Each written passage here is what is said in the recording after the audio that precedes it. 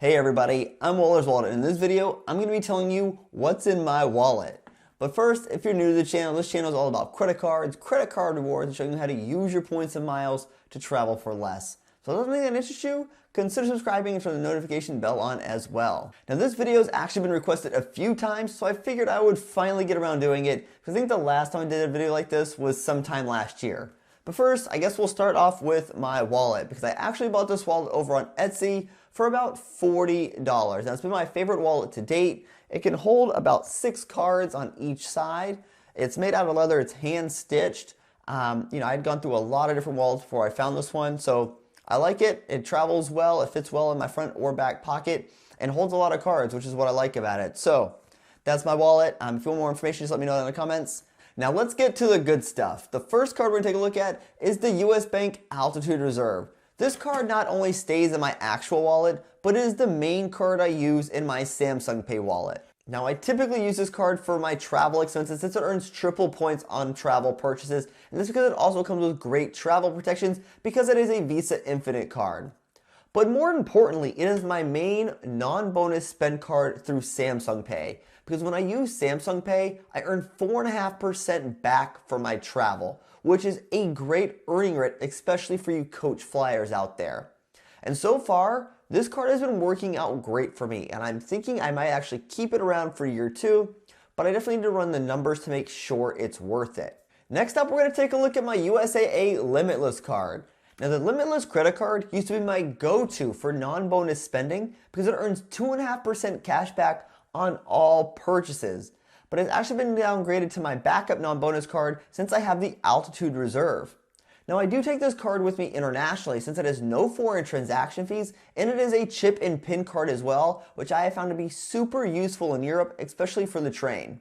And at the end of the year, the Limitless card is what I'm going to compare my Altitude Reserve against, because the Altitude Reserve earns just 2% more in rewards, but it does come with a hefty annual fee. So I'm sure I'll do a video on that as well, comparing that, because I need to make sure I run the numbers to make sure that $400 annual fee for my Altitude Reserve is definitely worth it. Next, we're going to take a look at my Chase Ink Preferred credit card. Now this is the newest credit card in my wallet. I recently just did a review and unboxing of this as well. And really this card is only in my wallet right now because I'm working on that minimum spend requirement.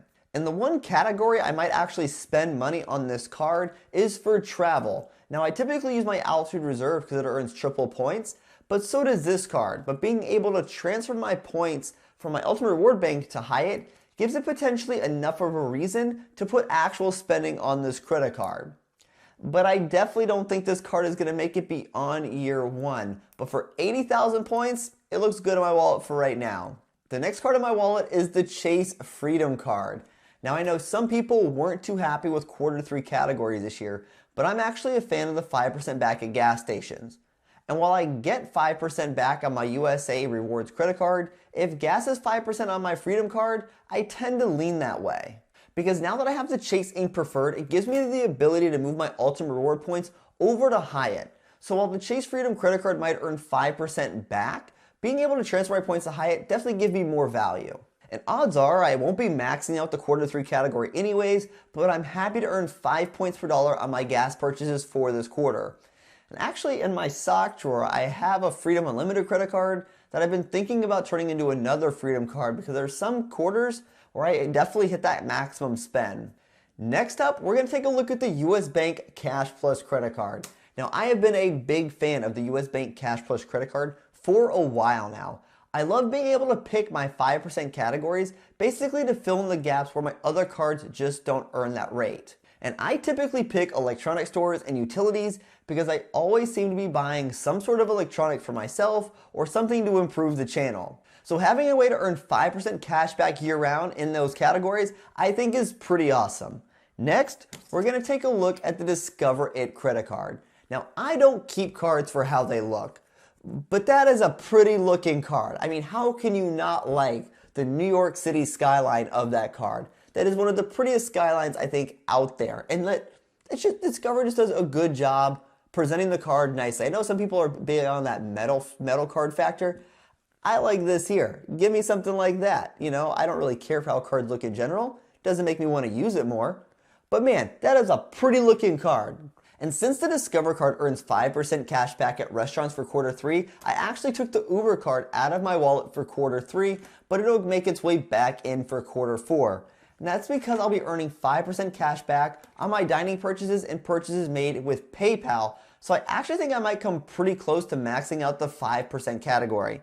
Did I mention how pretty that card looks? Next, we're going to take a look at the Target Red card. And this one I actually use in their app, but I use this one so frequently because the Target Red card gives me an upfront discount at Target, and I'm able to stack that with their Cartwheel app and other coupons. Plus, we get an employee discount there, so the savings there are quite nice for us. And then in my wallet, I always happen to carry a few business cards on me because you just never know who you're going to run into. It has all my contact information as well as my social media handles on it as well. And I've given a lot of these out, and actually seeing this makes me realize I need to order more of them because this is my last one. And if any of you want them, just let me know. I'll be happy to mail one out to you as well. And then in there as well is my license, because if I ever get pulled over, it's always good to have a license. Although I wish I could use my license in my mobile wallet. Maybe someday that'll happen. That'd be really nice not to have to carry it on me. Now, when looking at my rotation isn't anything special. I take advantage of big point bonuses when they become available, but since I'm a coach flyer and I like Airbnb for my longer stays, cashback just tends to work out better for me. And with flights being pretty cheap, I'm actually really happy with my rotation.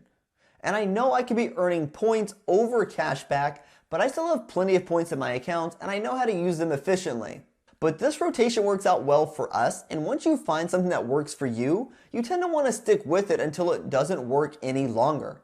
So tell me, what do you think of my credit card rotation? Hey, if you like this video, consider giving it a thumbs up, and if you know somebody who might benefit from this video, feel free to share it with them. And if you want to help support the channel, a simple way would be to use the links on the website or in the description below. And if you like learning about credit cards, points, miles, cashback, or just flat out traveling for less, consider the subscribe button down below. And until next time, safe travels and take care.